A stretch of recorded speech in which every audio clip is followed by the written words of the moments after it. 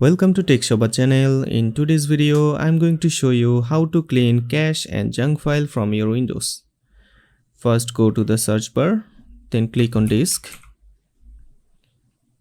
then select the disk cleanup. Choose your drive that you want to clean. I want to clean my drive C. Click on OK. Make sure all the boxes are checked. Then click on clean up system files from here.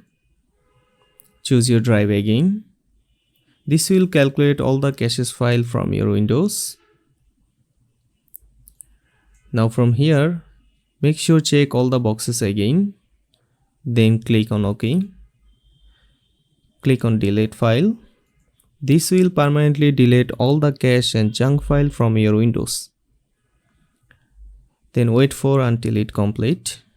And that's it. I hope this video was helpful. If it was, please give it a thumbs up and don't forget to subscribe.